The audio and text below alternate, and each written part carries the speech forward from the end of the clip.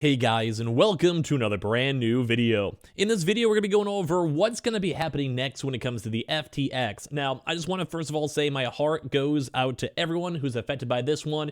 As you guys may or may not know from my channel, I've been doing a lot of updates in terms of the bankruptcy when it comes to Celsius and Voyager. And it's kind of a very similar process, so I kind of want to give you guys a little bit of a rundown of what you're kind of expecting, what kind of the next steps are, the amount of assets that FTX seemingly also has and holds to, and just kind of give you guys a little bit of like a calming down.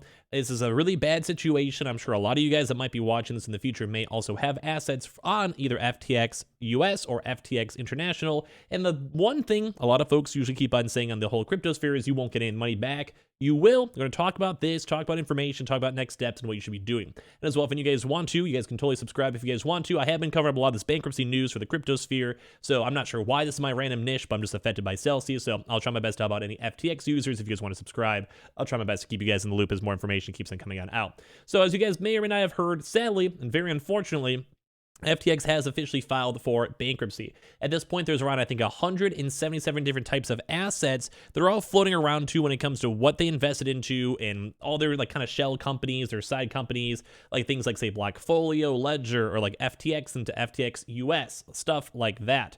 And obviously, it's an awful situation. So first and foremost, we'll probably have more information for this throughout the next week or so, but it does kind of seem like we're seeing a decent bit of the allocation over here. So we're seeing a lot of news. This is kind of bad. Like, I'm just gonna be honest with you guys.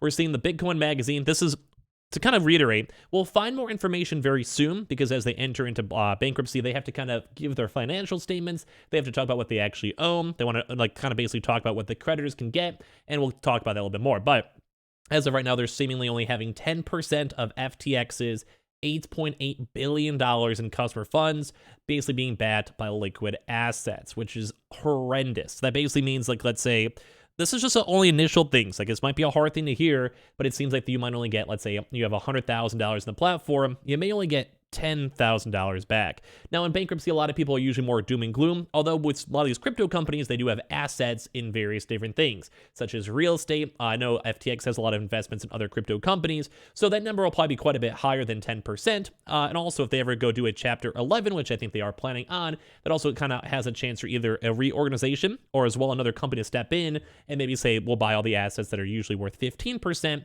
maybe for 40%, we'll also let the customers go and get money back too. We're very familiar with this on the whole Celsius side.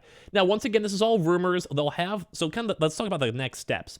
So in terms of this, you will get money back. We don't know how long it will take or how much you will go get back. That'll probably have a lot more information coming out throughout these next few weeks. When it comes to, say, for Voyager, they basically have around 50 to 70%, depending on the day and who's buying it, assets available. So those creditors will still take a haircut, but they'll still get their money back. Celsius is in the same boat where they're kind of claiming they have like 70%, give or take, and then basically you will get at least something back. So the fact that FTX numbers are a lot lower, though, makes it a lot worse, although once again, they have other investments. So the next step is going to probably be they'll enter up into a proper court proceedings. So I'm going to use Celsius as a good example over here, where you guys can kind of go and see their very first day presentation, which came out very, very quickly after the basically bankruptcy kind of was announced over here. So we'll see this very soon.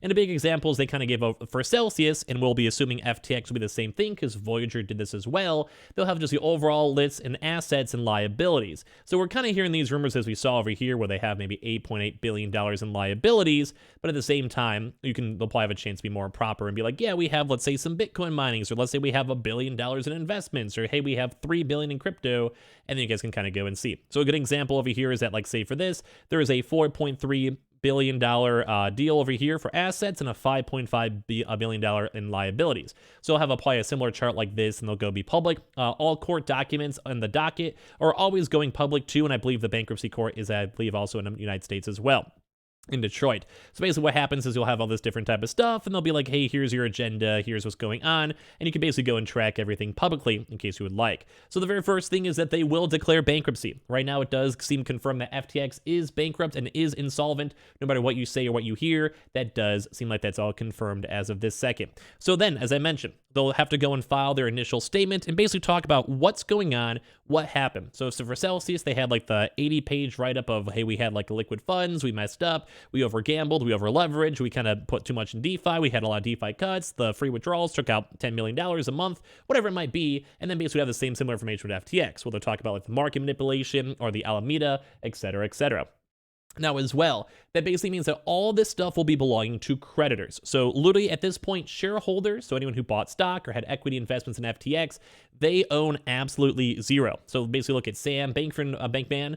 He basically has lost all the money and equity in his FTX business. It is now worth zero. On a reorg or not, it will actually become a brand new company with brand new shares. He will not get a cent of that. But as well, that also means that there's going to be a potential for secured creditors. So basically the line is secured creditors are number one.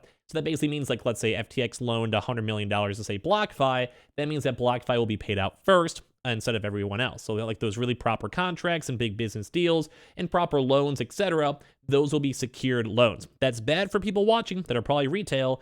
Retail usually goes into the unsecured. So it's basically just the wild, wild west of everyone is kind of lumped up together who may owe money. Now, it's probably what a normal retailer person is going to be, which stinks because, as I mentioned, secured goes first, and we'll have to see how that kind of plays out and who owes money or not. You'll get that in official court documentation. So you will be getting money back. You might get a little bit less money if there's a proper secured business loan. That's more important. And as well, you might also lose some more extra money because of the assets being sold may also be hard to find buyers. So a good example is, let's say they have like some certain assets, and you guys can kind of see this over here too. So they have put a lot of money and investments into different types of things when it comes to Alameda research portfolio for their companies that they've invested into and that they've funded and stuff like this. So they've had a chance so far to go do $8 billion in total funding rounds. So they do own a lot of different types of illiquid assets too, and they're all floating around too as well. So you will have a chance to get this, but obviously in a bear market, most companies, most investments are usually not worth as much as people are assuming. So that's another big thing to kind of go and know. So you will be getting money back. We'll have to wait for the official court documentation on, say, like a Strato document or other type of source. These will all be public, and I'm sure a lot of folks, myself included, will be watching this the best we can. So like I said, if you guys want to sub, you guys can. And as well, this is going to be a very long procedure. Like, no one wants to hear this. I don't want to even say this.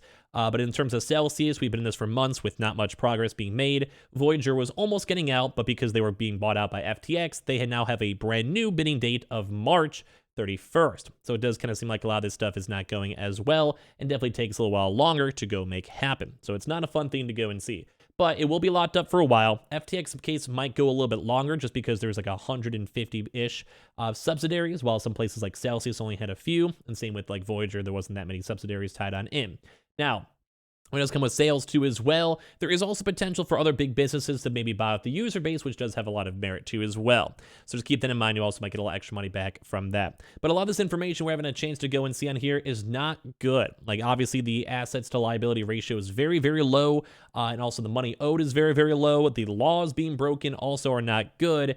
And at the end of the day, we also will have probably a lot of money. I think Celsius is run like $3 to $5 million a month on just lawyer fees, and I'm sure this will be even worse. Now, there is also that small chance for clawbacks too as well. In case you guys don't know, clawbacks are basically anyone who withdrew within 90 days or 180 days if you're more of an insider or have potential insider information. So if you guys even did go and withdraw your money from FTX, please be careful. There is always a chance you can potentially get clawed back to as well, because then it technically belongs to the creditor's estate, aka everyone else on the platform.